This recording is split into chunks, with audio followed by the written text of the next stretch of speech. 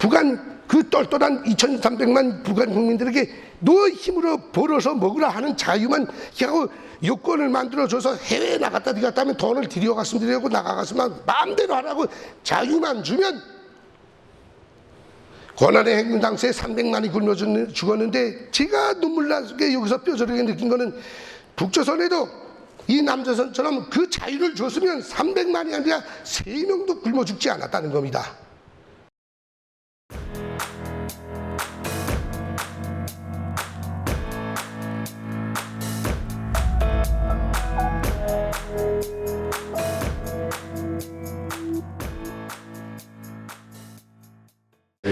모시게 됐습니다. 김태산 대표님 큰 박수로 환영해 주시면 감사하겠습니다. 감사합니다.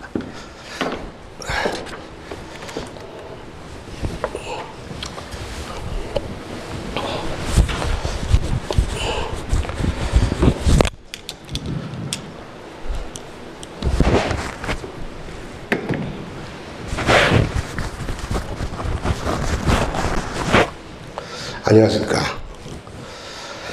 평양에서 온 김태산입니다. 우리가 오늘 여러분들과 저와 이렇게 세상에 태어나서 첫 만남이지만 이 만남이 첫 번으로 끝나지 않으리라는 걸 저는 확신합니다.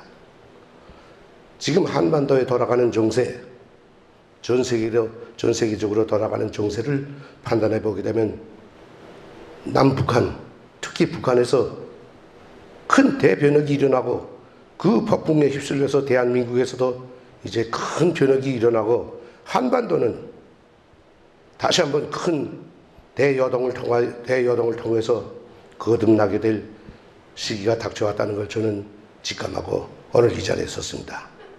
그렇기 때문에 물론 여기 모인 저희 강연을 듣는 분들이 지금은 인원수는 적지만 저와 같이 앞으로 통일된 한반도를 저 북한을 건설하고 돕는 데서 여러분들이 오늘 제가 하는 강의가 여러분들에게 살이 되고 지식이 되고 상식이 된다면 참 감사할 것이며 꼭 그리 되리라고 믿습니다.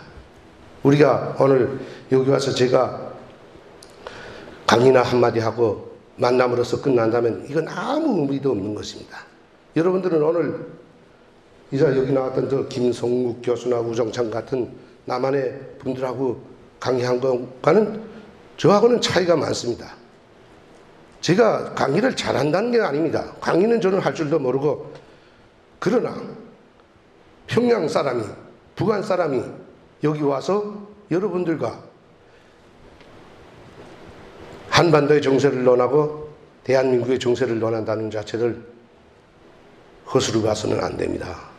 앞으로 통일이 되면 여러분들이 할 일이 참 많은 사람들입니다. 저도 여러분들을 돕기 위해서 오늘 강의가 참 큰 힘이 발휘되기를 바랍니다. 제가 여기 온 지 이제 10년이 넘었습니다. 원래 체코에서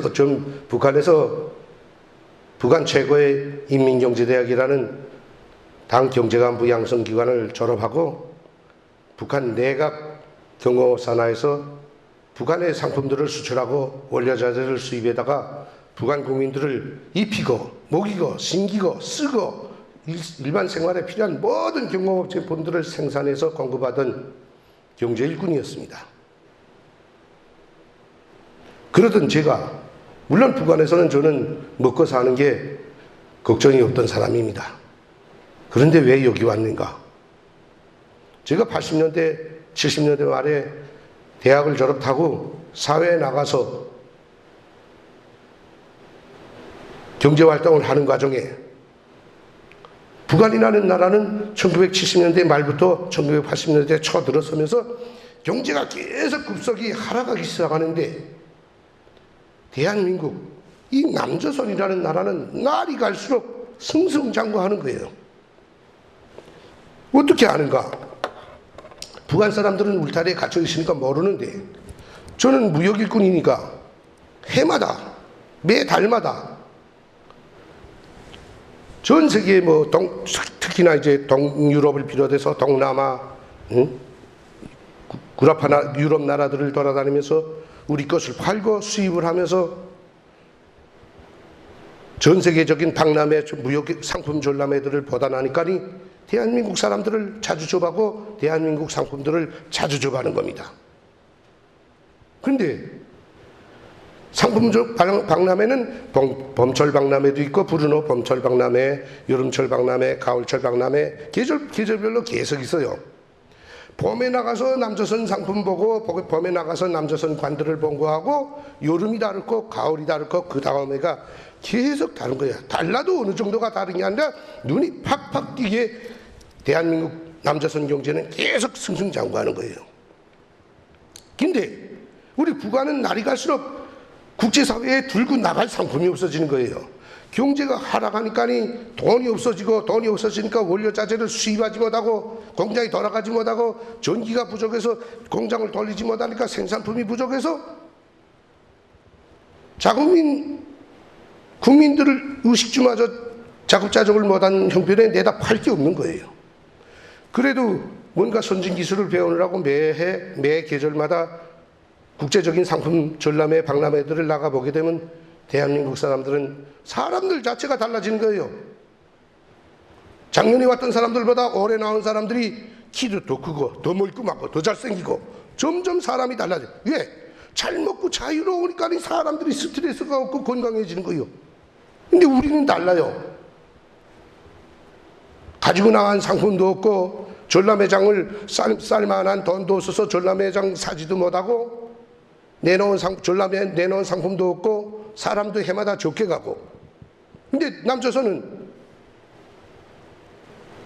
세계적으로 제일 평수가 넓은 전람회장을 쌓아가지고 거기다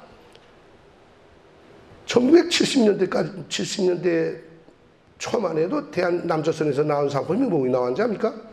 길표 양말, 그러면 신발 이런 것들이 나오던데 1970년대 중반 넘어서기 시작하면서 전자제품 나오기 시작하고 되면 중공업 제품 나오고 자동차 나오고 국제적으로 시장에 나가보면 대한민국 상품들이 전자제품에서부터 자동차에 이르기까지 소소한 중공업 제품들까지 하다못해 사람들이 먹는 라면, 도시락까지 유럽 땅을 점령하고 들어가기 시작하는 거예요.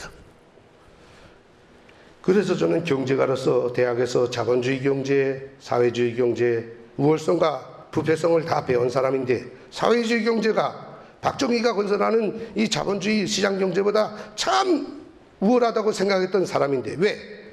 다른 나라의 신세를 안 지고 다른 나라의 원료자재에 의존하지 않고 자기 나라의 원료에 기초한 자기 나라 기술자의 능력에 기초한 자립적 민족 경제 건설.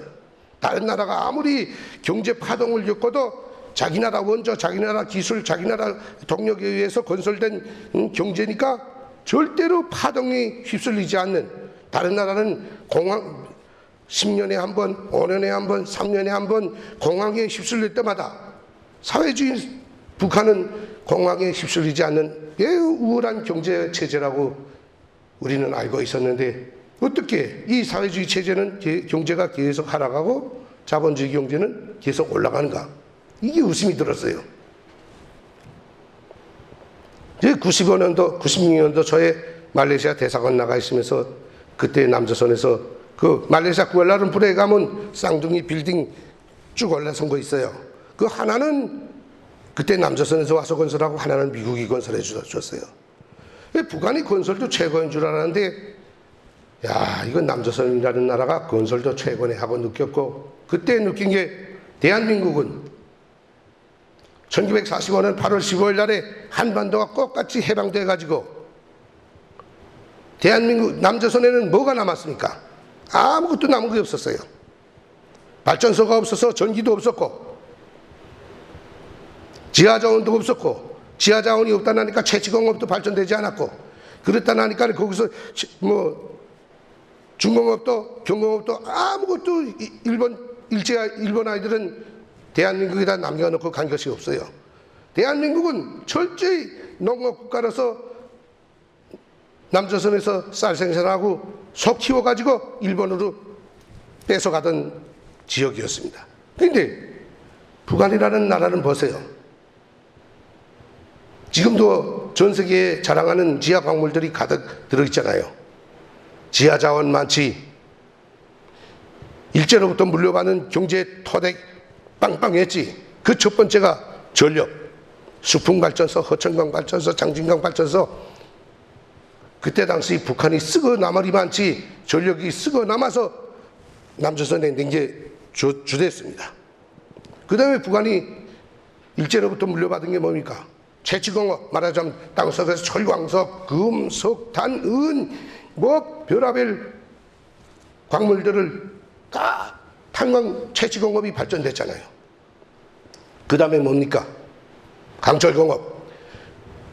바닷가 옆에마다 강철 재련소들을 쭉 건설해 놓고는 강철을 재련해서는 일본으로 몽땅 가져가다 나니까 강철공업, 강철 가공공업 발전했죠.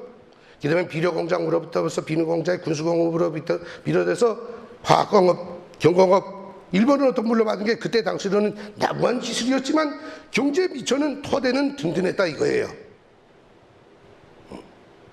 그 다음에 사람도 남조선보다 작았고, 남조선은 우리 있을 때만 해도 4,500만, 5천만 거의 되고 내가 있을 때만 해도 북한은 2천만, 2,200만, 2,300만 절반밖에 안 되는 인구예요. 근데 대한민국은 일본으로부터 물려받은 것도 없고 지하자원도 없고 사람은 빠글빠글하고 도대체 든 남조선 아이들이 박정희가 무엇을 가지고 저렇게 잘 사는 나라를 만들었냐. 우리는 아무리 발버둥 쳐도 경제가 계속 하락해서 미치겠는데 북한하고 남조선 비례해보게 되면 땅덩어리도 농사짓는 땅 면적도 비슷합니다. 북한 지금 196만 헥타르인데 196만 정도 정보. 이거 한 정보에서 3,000평에서 3톤씩만 생산하면 거의 600만 톤이 나오면 자급자족하고도 남겠는데 대한민국은 영토는 작은데도 북한보다 작은데도 그 외에 사람은 많은데도 먹고 사는 게 걱정이 없는 나라. 북한은 먹을 게 없어서 굶어 죽는 나라였습니다. 그래서 경제를 운영하던 저는 세계를 다니면서 다 보고 야 도대체 다른 나라 시장 경제도 봤지만은 우리 한반도의 절반인 남조선이 어떻게 저렇게 발전했는지 좀 알고 싶다.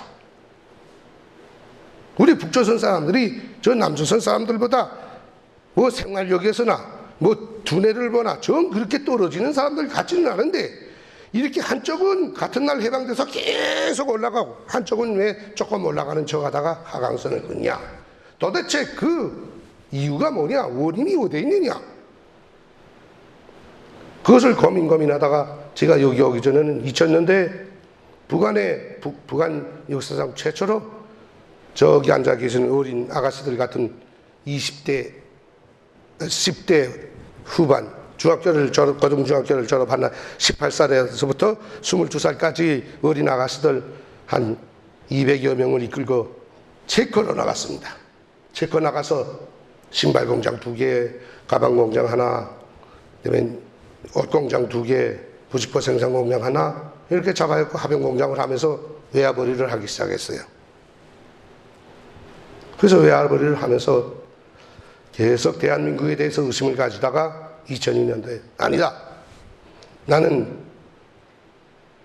남조선에 한번 가봐야겠다.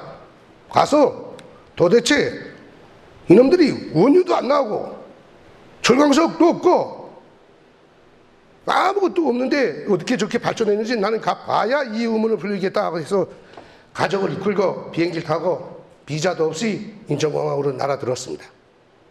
날아들어와서 해당 기관의 조사를 마치고 나와서 내가 의심되는 걸 지금까지 다 돌아봤어요. 포스코, 현대자동차공장, 저기 조선소, 이게 세계적으로 넘버 1, 2에 들어가는 기업들입니다. 물론 그 앞에 뭐 미국이 있고 일본도 좀 있다고는 하지만 유럽 구라파 나라들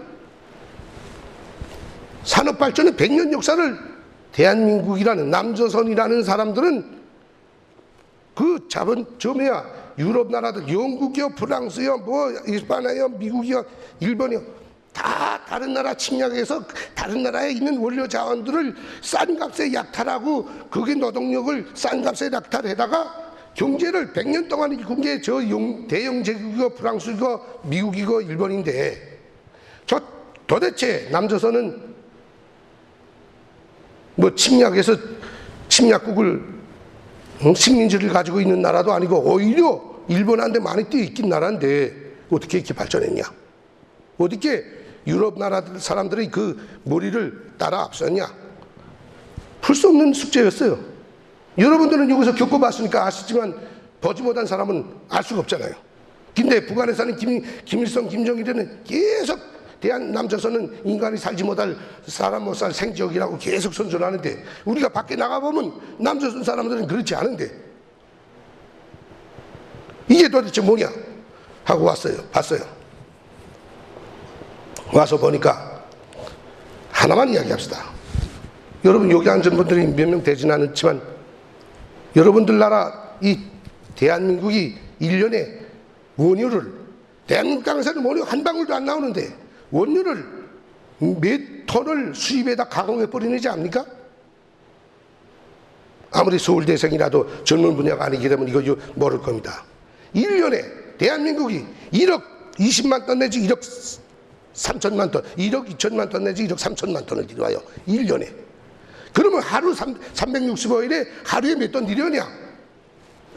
30만 톤 이상을 하루에 들여다가 그걸 하루에 다 가공해 버려서 나프샷 뽑고 비행기 휘발유 뽑고 자동차 휘발유 뽑고 그다음에 뭘 뽑고 나쁠 뽑고 쭉 마지막에 삐치가 나오고 점약이 나올 때까지 하루에 30만 톤 이상을 다 가공해서 다 팔아먹어요.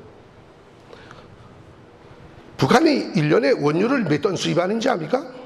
많이 수입해야 40만 톤 수입합니다. 30만 톤 내지 40만 톤, 50만 톤을 수입해본 역사가 거의 없어요. 40만 톤. 근데 여러분들이 사는 이 대한민국은 박정희 대통령 각각에서 만든 원유 산업은 하루에 원유를 30만 톤, 10만 톤짜리, 여러분 여기 10만 톤짜리 원유 수송선 본 분 계세요? 한번 보세요.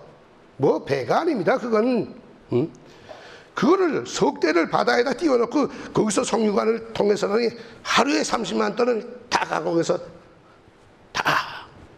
중국이 큰 게 대한민국에서 가공한 이 원유 가공품이 원료 자재를 계속 질 좋은 원유 자재가 들어갔으라니 중국이 저렇게 크지 않았습니까? 대한민국 사람들이 중국에 기술 주고 좋은 원료 자재 주고 공장 다 지어주고 하고 이제 마지막에 쫓겨나는 바보 짓은 했지만은 대한민국이 그렇게 참 위대한 나라입니다. 그러니까 1억 3천만 톤 할 때 북한은 한 1년에 3, 40만 톤밖에 수입 못하는 나라예요. 그렇게 많은 양을 수입에다 가공해서 파는 거예요. 그 다음에 철광석은 뭐 일본하고도 맞짱 빵빵 뜨잖아요. 조선업 두말할 거 없지 않습니까? 제가 말 안 해도 다 아시죠? 그런데 그게 몽땅 누가 했나? 국가가 한 게 아니에요. 조선소, 철강업, 자동차업계, 원유가공업계 다 개인 사장들이 했습니다. 주머니에 돈 없던 사람들이 정부의 힘을 입어서 다 건설했어요. 최고의 강철공업, 자동차공업, 원유가공공업, 중화공업이 전자공업 이루어졌습니다. 그래서 저는 도대체 사람은 정주희도 보고 삼성 회장도 보고 다 봤는데 나와 별다른 차이가 없는 사람이에요. 특히나 정주영 회장 같은 사람은 우리와 같은 북쪽 사람이었어요. 도대체 무슨 힘으로, 무슨 정신으로 이런 발전이 이루어졌는가? 저는 그걸 쭉 연구를 하다가 인간에게 자유를 준 것이구나. 국가가 북한처럼 국가가 계획경제라고 해가지고 국가가 원료자재를 싸다 주어가지고 나온 걸 국가가 회수해다 가서라니 생산품을 개인들에게 하나씩 걸걸로 나눠주는 체계가 아니라 여기서는 네가 네 자신을 살리고 네 가정을 살리고 너네 자치주를 너네 주를 군을 살리고 리를 살리고 군을 살리고 도를 살리고 이렇게 자유를 준 거예요. 그러니까 한반도 사람치고 자기 입을 자기 그가 건사하지 못할 사람은 없었던 거예요. 자유를 주고 말하자면 생산과 판매의 자유를 허락한 겁니다. 오고 가는 걸 자유를 주고, 근데 북한은 이 생산과 판매의 자유를 1%도 허용하지 않습니다. 마음대로 생산하고 마음대로 판매하는 게 허용이 되지 않은 게 북한입니다. 그러니까 인간들이 가지고 있는 이 두뇌, 창의성과 창발성, 이것이 최대한 발양되는 거예요. 야, 내일 아침부터 가정으로 따지면 아버지 엄마가 자식들을 가득 겨누리고 아버지 엄마가 계속 벌어먹이려면 이게 등 빠지고 가정을 유지 못하는 거예요. 근데 이제 교육을 시켰으니까 너도 나가서 자리 봐라, 너도 나가서 자리 봐라, 너도 나가서 자리 봐라, 다 때려내 쫓은 거예요. 시집 보내고 장가 보내고 다. 그러니까 장가 첫 가서 와이프는 얻었는데 계속 아버지한테 돈 달랄 수는 없으니까 야, 이젠 우리끼리 뭘 해야 되겠구나. 여기서부터 뭘 할까? 꼭 우리 김태산이가 대한민국에 와서 뭘 할까를 고민했다가 내가 지금까지 벌어먹는 것처럼, 솔직히 말해서 아시는 분이 계신지 모르겠는데 내가 여기 50살이 넘어왔어요. 그러니까 대한민국 사람들이 나한테 직업을 줍니까? 우리 와이프도 늙었는데 직업을 줍니까? 저렇게 솔직히 쌩쌩하고 아름답게 생긴 아가씨들도 대학문을 척 나서는 순간에 누가 직업이 일만 해서 안 차려지는데 우리 탈북자들 아는 것도 없는데 누가 직업을 줍니까? 참 결심풍고긴 왔으면 답답하더라고요. 그래서 말도 중에 안 됐지만 노가다를 한 4, 5년씩 했어요. 돈을 좀 긁어마가지고 정부에서 준 거 3천만 주택 임대하는데 1천만 쓰고 2천만 자동차도, 난 아직도 내 개인 자동차가 없습니다. 솔직히 말해서. 필요하면 살 수는 있는데 안 삽니다. 마가지고 한 5년 청계천 공사할 때랑 계속 나와 있어요. 솔직히 말해서. 익산에 가서 황원석 광산에 가서 돌도 캐보고 몇 년 동안씩. 다리가 무너져서 다리가 아파서 계단을 오르기가 참 어려워서 일을 못하겠더라고요. 와이프하고 토론했어요. 야, 이제 난 일 못하겠는데 이제 일 못하면 요거 벌어놓고 몇 푼데 아이들 데려오자고 벌어놨던 거 요거 다 까먹고 안 되고 가냐. 우리도 뭘 하자. 무슨 사업을 하자. 그러니까 대한민국 분들도 그렇고 우리 탈북자들도 제일 쉽게 접근하는 게 식당입니다. 그저 국수청 누르고 밥촉에서 그저 아무거나 북북에서 팔면 팔릴 것 같이 생각하는 게 이 식당이에요. 근데 가만히 경제학적으로 따져서 보게 되면 무너질 확률이 망할 확률이 제일 높은 게 식당입니다. 왜? 사람 입맛이 각양각색이라는 거예요. 손도 각양각색이고. 근데 우리 와이프 자는 거 처음 내리다 보니까 일생 동안 나하고 살면서 내 술 안주도 한번 제대로 먹고 그래서 맨날 욕을 먹는 와이프인데 어떻게 대한민국 분들의 입맛에 맞는 식사를 보장할 수 있겠어요? 그래서 이건 아니다. 내 다음날 식당을 하자고 하다 다음날 방향을 바꿨어요. 야, 우리 뭘 할까? 그럼 우리가 아는 건 북한에서 배운 지식은 내 무역 실무하고 우리 와이프가 평양 외국어대학 졸업생이니까 네가 아는 외국어 실력밖에 없는데 그렇다고 내가 여기서 돈도 없이 무역회사를 차릴 수도 없는 거고 영어학원을 차리자. 영어학원을 차리기 시작했습니다. 녹동 옆에다. 그러니까 다 비웃었어요. 나를 담당했던 국정원 사람들도 담당 형사도 우리 친구들도 탈북자 주제에 대한민국 아이들 영어를 가르친다고 다 웃었어요. 앞에서는 웃지 않았지만 뒤에서는 다 시비하고 웃었어요. 했어요. 지금 13년 동안을 영어학원으로 벌어먹고 살고 있으며 우리 딸들 다 외국 유학 보냈고 해마다 한설교육에 이 학원 등수 평가할 때마다 해마다 1등 먹어서 해마다 300만 원 노인 뭐 상품도 타고 해마다 부부간에 일본 여행도 다니고 컴퓨터도 타고 뭐 자랑합니다. 솔직히 말해서. 왜? 그러니까 우리가 학생들이 많으니까 선생들을 많이 끌어들였습니다. 5명, 6명 여성 선생, 아름다운 아가씨 선생들 영어 잘하는 분들 데려다 쓰는데 이 선생들이 보니까 탈북자가 영어 학원을 운영해서 이렇게 땅 짚고 헤엄치는 식으로 쉽게 하게 되면 자기들도 할 것 같은 거야. 그러니까 3명이나 영어 학원 차린다고 하면 하나는 부천, 하나는 인천, 하나는 서울, 구로에다 각각 몇 년에 한 번씩 영어 학원을 차렸다. 한 명도 성공하지 못하고 2년 만에 1년 만에 다 때려엎었어요. 그래서 나는 사업을 그 조그마한 학원이지만 창업을 한번 해보고 기업 주는 자본가라고 하면 그걸 때려엎어야 한다는 놈들은 정말 무식한 개새끼들이라고 그래. 기업 주는 놀고 먹는 놈이라는 그 생각을 하는 영어 학원을 하는. 아직도 우리 와이프는 아침 5시 전에 4시 반에 깨어나서 샤워하고 새벽거에 가서 새벽 기도 드리고 그 다음에 6시에 가서 학원 갔다가 저녁 11시 거의 돼야 퇴근을 합니다. 그렇게 뼈와 땀과 정열을 거기다 바치지 않으면 계속 생각하고 학부형들한테 막 선삭삭 빌고 싸다 주고 막 이걸 머리를 굴리고 육체를 바치지 않으면 그 학원은 살아남질 못하는 거예요. 사장들이 그렇게 뼈와 정열과 피를 바치지 않은 회사는 살아남지 못한다는 거예요. 그걸 사장들이 같이 뭔지 먹으면 일하지 않는다고 해서 그걸 자본가라고 생각하면서 청산해야 한다고 되면 이건 정말 무식한 놈이에요.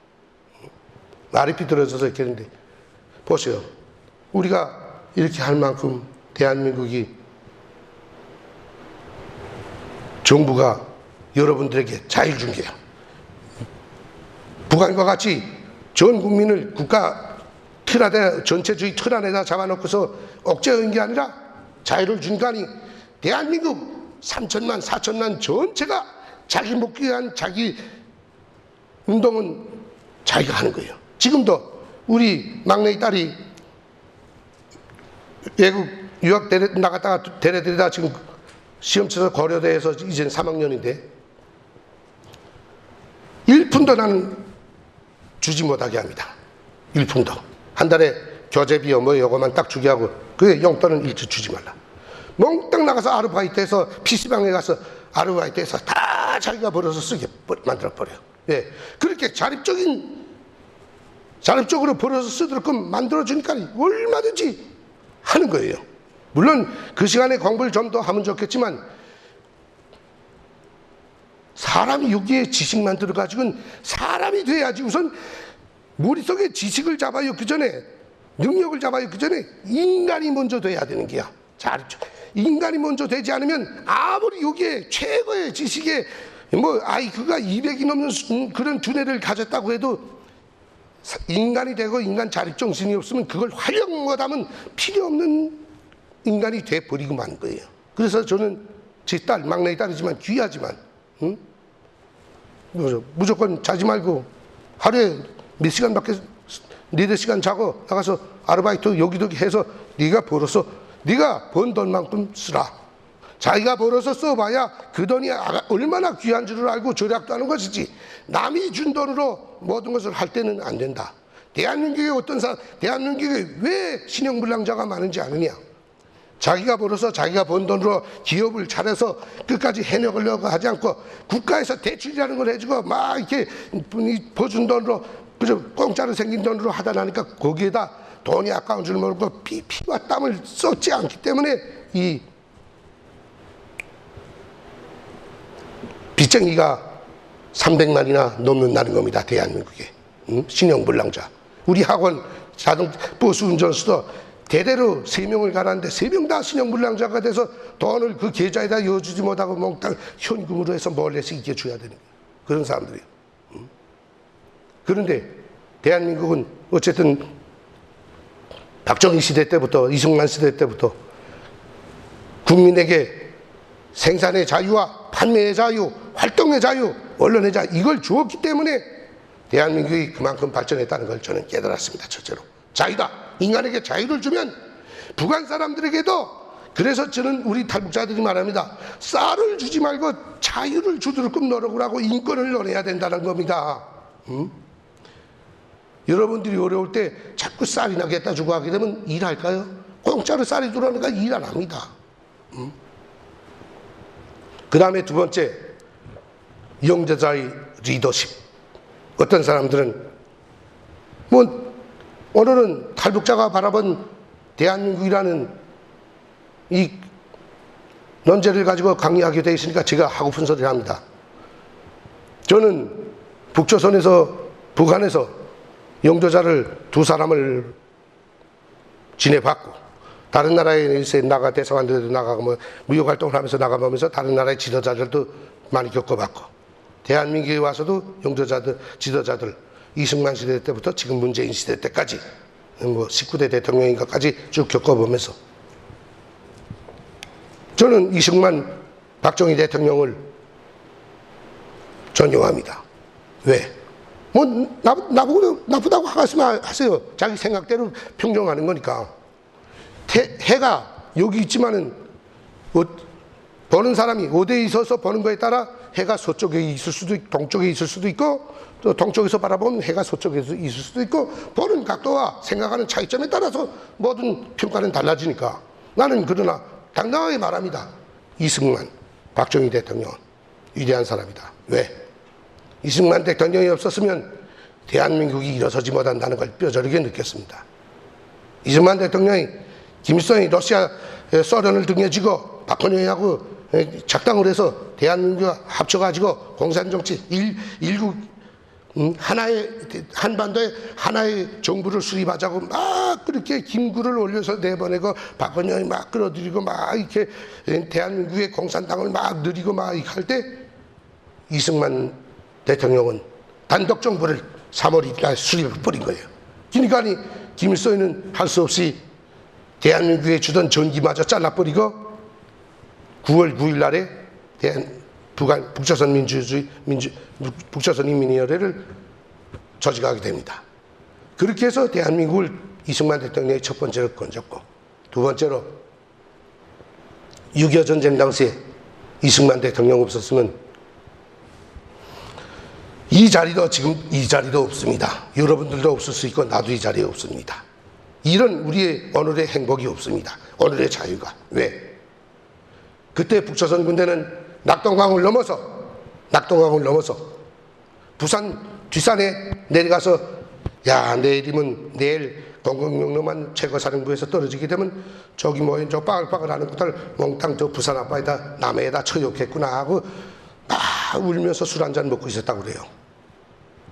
근데 그날 밤에 메가더가 인천을 허리 뚝 잘라버렸어요.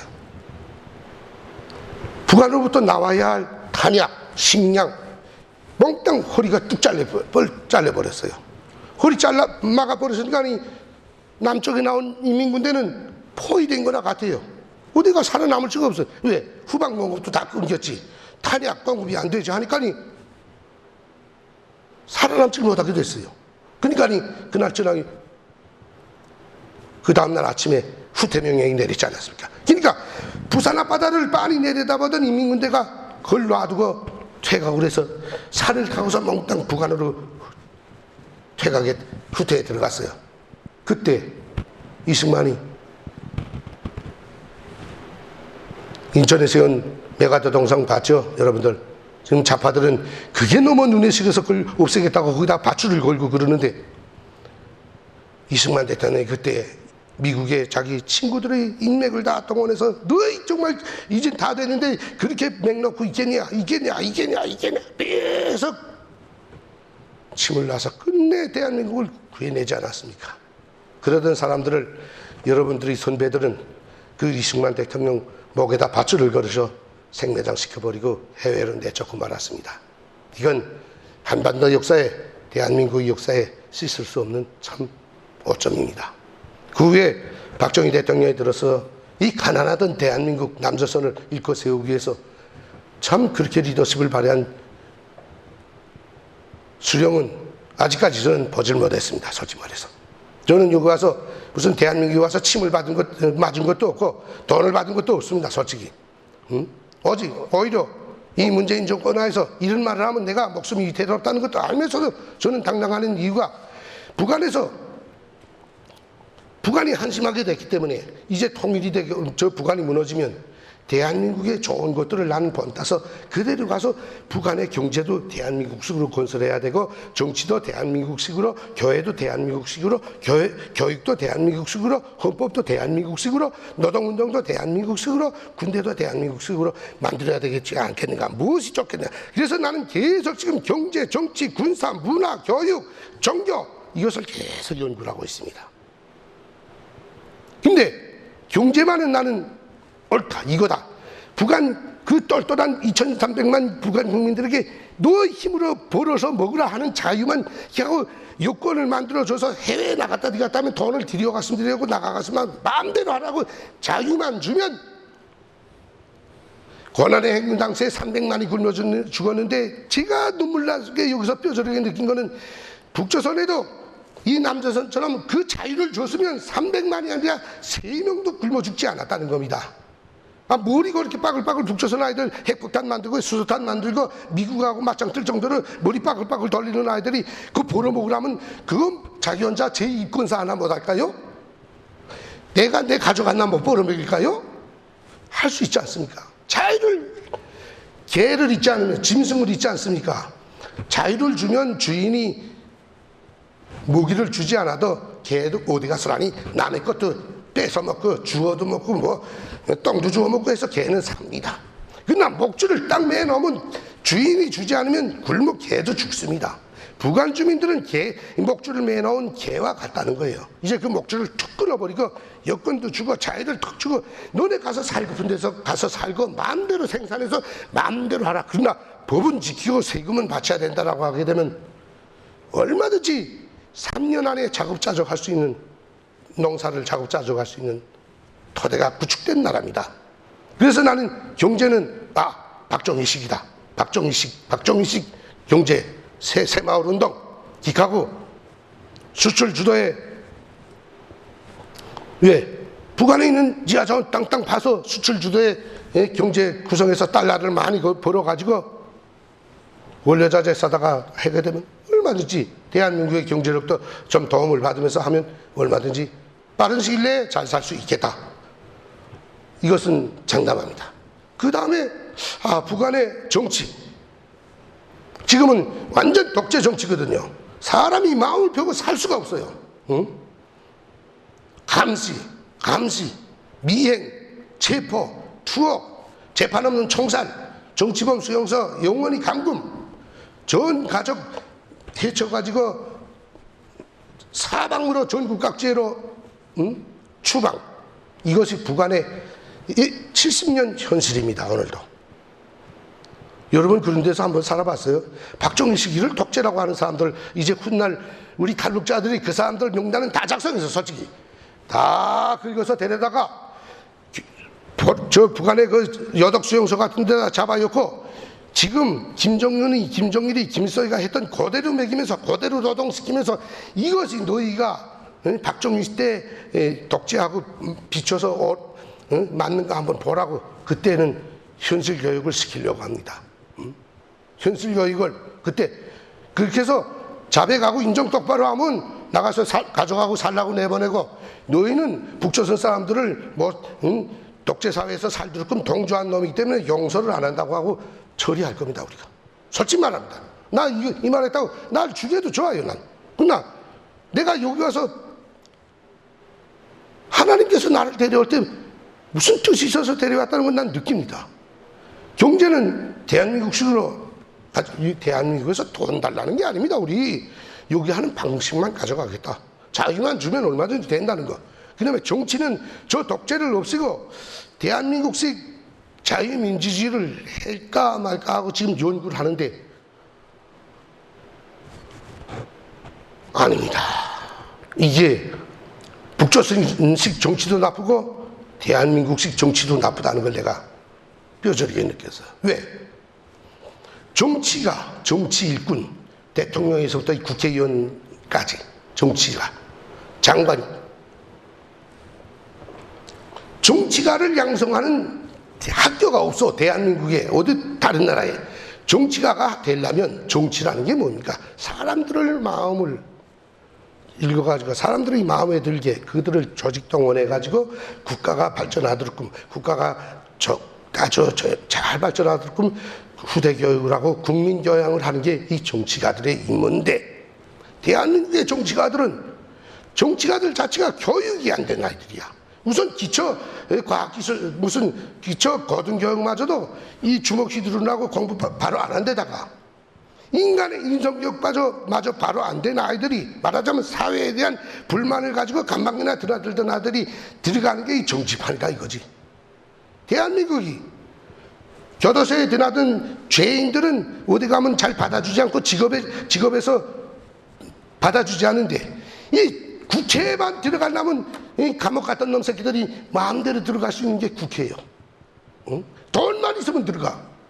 이런 놈들이 들어가서라니 국회의원 하게 되면 국민의 어른이 되고 어린아이들이 모범인 선생이 돼야 되겠는데, 행동과 발언 모든 것이 국회의원 하면 이 대한민국 5천만의 선생이 되고 어른이 돼야 될 인물들인데, 이것을 교육하는 기관이 없다나니까 정치 일꾼이 제일 먼저 더러운 놈들로 모인 장소가 돼버린 거예요. 이러니까 북한에 이런 식으로 정치사회를 구성하면 안 되겠다 이겁니다. 제 말에 뭐 동의하든 안 하든 저는 내 생각입니다. 북한은 앞으로 정치대학을 만들어 놓고, 북한에 지금 김일성 정치대학 있다는 싹 허물어버리고, 건물을 허물면 안 되죠. 그 내용을 다 바꾸고 초상화 다 내리고, 앞으로 대한민국과 북한과 딱 합쳐가지고 나쁜 건 다 빼고 좋은 것만 딱 골라서, 우선 정치인이 돼야 할 품모부터, 인간의 인성교육부터 바로 하고, 정치가가 무엇을 해야 한다는 걸 교육을 4, 5년 동안 시켜가지고 시험을 쳐가지고, 거기서처럼 고시 시험을 쳐봐가지고 자격증을 가진 자들만이 국회에 들어가 이 일을 하도록끔, 국회 지방의회들에도 들어가서 일을 하도록끔 하고, 꼭 그 다음에 국민들에게서 국회의원 감시단 조직을 만들어가지고, 이제 1년에 한 번씩 국회의원들의 그 인성, 발언, 행동, 그 사람의 능력을 다시 테스트해서 재교육시키고, 안 되면 내쫓아서 뭐 처리하고, 이런 정치가들을 키워내는 이런 체계가 없어가지고는 안 되겠다. 그래서 내가 대한민국의 정치 이렇게 가지고는 안 되겠다. 그러니까 정치가들이 국가를 위하고 국민을 위해서 일하는 게 아니라 자기의 개인 세력을 일구고 돈주머니를 불기 위해서 정치에 입문하는 놈들이 많다 이게 대한민국에. 그러다 나니까 자기 그 정치 세력의 정치적 야심을 위해서는 북한 간첩 노릇도 하고 중국의 세장 노릇도 하고 나쁜 짓을 많이 하는 게 이 정치가들이요. 그래서 저는 대한민국의 이 정치판을 보고, 이건 북조선에 들어가서는 아무 쓸모도 없는 짝의 정치판이다. 앞으로 이런 식의 우리 정치는 북조선에 들어가지 않을 것이다. 저는 이렇게 단언했습니다. 뭐 제 의견에 맞든 안 하든 북조선 사람들이 그건 그대로 할 겁니다. 감사합니다. 그 다음에 교육 문화. 북조선 교육 문화는 철저하게 김일성, 김정일, 김정은 1인 독재 세력의 그 충실성, 우상화, 이것의 교육입니다. 문화, 책을 하나 써도, 노래를 하나 불러도, 춤을 하나 춰도, 연예인들이 나와 놀아도 몽땅히 충실성, 우상화, 이것으로 몽땅히 일관되어 있어요. 그러니까 일반 사람들이 말하자면 이순신도 저기는 없고, 이 나라 역사에 쭉 당감찬도 없고, 뭐 3.1운동 그 깃발 들었던 여성 있잖아요. 저 기카고 이관순 여사도 없고, 그 다음에 폭탄 그 데라우치 죽인 분 있잖아요. 손가락 자르신 분 있잖아요. 안중근 의사도 없고, 오직 김일성의 중조 할아버지가 김웅문데, 만경대에서 대대로 가난하다니까 지주집, 그 산에 올라가서 만경대 뒷산에 지주집 무덤이 있었는데 그 무덤 관리원을 했어요. 1860년대 초반에 그 대동강에 뭐가 들어왔냐면 미국 상선 셔머너가 들어왔어요. 셔머너가 들어와서 거래하자니까 못한다고 그러면서라니 그 평양 시민들과 군대들이 이렇게 해가지고 그들이 들어와서 좀 만행도 뭐 했겠죠. 그러니까 그렇게 불살라 4만원을 대동강에 침수시켰잖아요. 근데 그때 당시에 김일성의 중주 할아버지 김응우는 그 이름도 없고 자기 땅떼기 한마디기도 없던 그 지주치 무덤지기였는데 그 영감이 의병대를 저지하고 관군들을 주의해서 미국 4만원을 침몰시킨 우두머리라고 막 이렇게 선정해서 애국자의 가정으로 둔갑을 했거든요. 그렇게 해서 지금까지 쭉 우상화가 돼서 지금까지 내려옵니다. 내가 데리고 나가 있던 체코의 여성 노동자들 200명도 데리고 나갔는데 우상화 교육이 얼마나 무서운가 보십시오. 하루는 아이들이 왕 몰려와요. 사장농지 왜 그래? 이거 이럴 때 놓고 가야 됩니까? 그러니까. 왜 또 그래? 말하라. 그러니까. 이 체코 노동자들이 우리 가슴에 머슴이 위대한 수령님 뺐지. 김일성 처상화 있잖아. 뺐지. 이거 보고 손가락질하면서 막 웃습니다. 왜 체코 사람들은 우리 수령님이 위대하다는 걸 모를까요? 북조선에서 그렇게 위대하다고 우상화하다 나니까 전 세계가 우러러본다고 계속 떠들어서 선전을 하다 나니까 진짜 그 어린 처녀들은 김일성이를 지구상 사람들이 몽땅 이렇게 우러러 떠받드는 줄 아는 거야. 근데 체코 사람들은 야 후에 통역한테 우리 통역한테 물어보니까 야 그 체코 그 노동자 그년이 뭐라고 그러니까 야 저거 김일성이가 아직도 남아서라니 우리 체코랑은 사회주의가 다 무너져서 자유롭고 좋은데 저거 조그만 아이들 여기 내려다 막 죄수들처럼 일시키고 있잖아. 저 김일성이 나쁜 새끼라고 이렇게 말했다는 거예요. 근데 우리 여성 노동자들은 체코 말을 모르니까 그 번역은 못하고 손가락질하면서 막 비웃었다고 나한테 와서 고발하는 거야. 세뇌 교육이 이렇게 무서운 겁니다. 그렇게 위대한 것처럼 김일성이가 돼 있어. 그러니까 문제 아닙니까? 그러면 앞으로 북한이 탁 무너지면 이제 그 교육, 문화 이거 다 없애고 새로운 교육 방법, 교육 체계, 문화 다 들어가야 되겠는데 선진 문화 여기서 대한민국에 뭐야 남한 문화 있지 않습니까? 한국 문화, 한류 드라마, 영화, 한류 예쁜 아가씨들 나와 막 노래하고 이건 좋은데 그것만 들어가면 안 되지 않습니까? 교육이 들어가야 되잖아요. 문화 전체가 들어가야 되잖아요. 한류 그 자체가 뭐 드라마나 노래 몇 가지가 한국의 모든 교육과 문화를 통틀어 의미하는 건 아니잖아요. 그래서 제가 한국의 교육 체계 시스템, 교육 현실, 문화 현실, 문화하게 되면 뭡니까? 이민들이 향유하는 모든 이거 다 쭉 따져봤어요. 근데 참 이것도 미안하지, 여러분들한테는 미안하지만 쓸 게 아무것도 없어. 왜? 체계 자체가 틀려먹어서. 이 후대 교육과 국민 교양은 다른 놈도 주면 안 돼요. 국가가 꼭 틀어주고서라니 종합적으로 하나의 원칙에 의해서 하나의 지령으로 후대 교육과 국민 교양이 쭉 진행되고 역사 교육이 진행돼야 되는데 대한민국은 교육이 완전히 무정부주의화 돼서 각 도마다 무슨 교육감 체계가 돼가지고 대통령이 이렇게 하라면 그렇게 교육이 진행되고 중앙에서 교육부가 중앙교육기관이 이렇게 하라면 그대로 돼야 되겠는데 밑에 각 도의 교육감이라는 중간 다리가 있어가지고 제 마음대로 하는 거야. 중국 물 먹은 새끼는 중국 위대하다고 선전하고 북한 물 먹은 교육감 새끼는 김일성이가 위대하다고 선전하고 그렇게 하고 김일성이 장학금으로 배운 이 대학 졸업생 전교조 아이들이 몽땅 교육기관에 초등교육부터 다 들어가가지고 김정일 장군님께서는 설방을 넣어 청와를 수리탄을 만들어서 외적들을 쳐부셨습니다. 위대한 수령입니다. 그냥 저 제주도는 제주도 반란군들은 이 나라를 뭐 이렇게 구하기 위한 애국 빨치산이었습니다. 이렇게 하고 막 우리가 다 조사를 했어요. 다 자료 조사하고 다 이렇게 해놨는데 묶어놨는데 이 나라 교육은 대학 교육도 그렇습니다.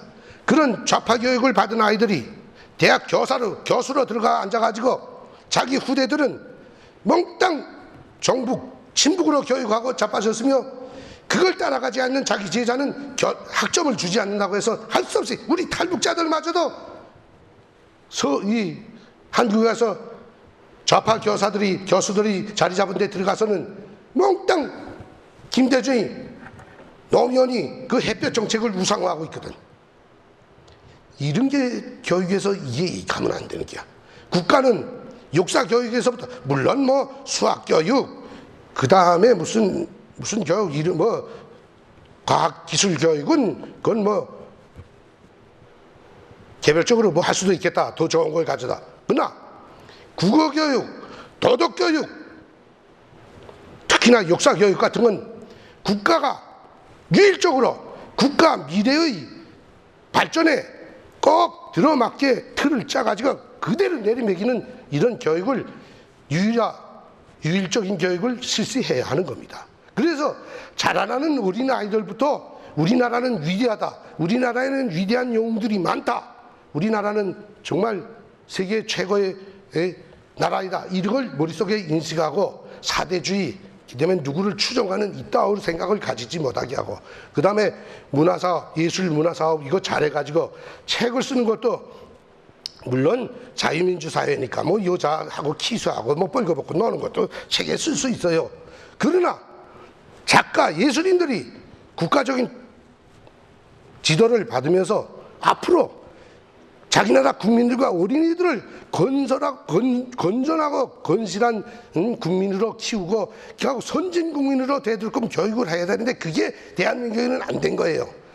경제가 발전해서 선진 국민이 되는 일은 없습니다. 국가가 후대들을 교육하고 국민들을 교육할 때만이 선진 국민으로 되는 겁니다. 여러분 싱가포르 한번 가보십시오. 마룻밭이 아무리 싱가포르 넓지는 않은 땅이지만 다녀봐도 껌딱지 붙은 거 하나나 있습니까? 싱가포르 내 안에서는 껌을 팔지 못하게 되어 있습니다. 수입도 못합니다. 껌 한번 뱉었다가는 벌금을 얼마나 먹는지 압니까? 이런 교육과 통제가 교양이 되면, 그러니까 싱가포르는 세계 관광지로서 허물이 없는 거예요. 담배 꽁초 하나, 휴지 하나, 국민교육을 그렇게 시키는 겁니다. 교양도 그렇게 하고, 이렇게 해야 우리가 발전된 나라에서 사는 선진 국민으로 거듭날 수 있다라고 계속 교육을 하는 거예요. 근데 대한민국은, 나도 낚시 좋아해서 낚시터에도 가보는데 앞에서는 쫄쫄쫄쫄 말 잘하던 아이들이 낚시 끝내고 간 다음에 보게 되면 컵라면, 그다음에 커피, 담배, 꽁초, 뭐 낚시 도구 뭐 쓰게 된 거, 침 뱉은 거, 그저 뭐 별거 그저 그냥 다 버리고 그냥 가네. 누가 보지 않으니까. 이렇게 비양심적인 사람들로 국가가 교육을 하고 교양을 하면 안 된다는 거예요. 어려서부터 아이 하나 낳았다고 해서 그저 내가 최고다, 내가 왕이 되어야 한다, 이렇게 하는 게 아니라 남을 위하여야 한다, 감사할 줄 알아야 한다, 뭔가 국가와 민족을 위해서 뭔가를 하는 사람이 되어야 한다라고 이렇게 교육하고 교양이 돼야 되는데, 기하고 나같이 대가리 머리 허연 영감들도 당신 나이 들어서도 그러면 안 돼.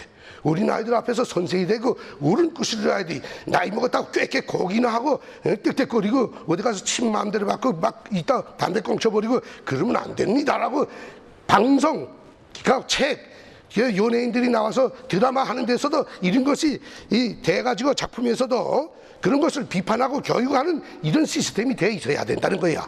그게 없으니까 대한민국은 세계적으로 12, 13, 11위권의 경제력이 들어갔다고 하지만 국민 그 선진수를 보게 되면 100위 아래로 떨어져 있잖아요.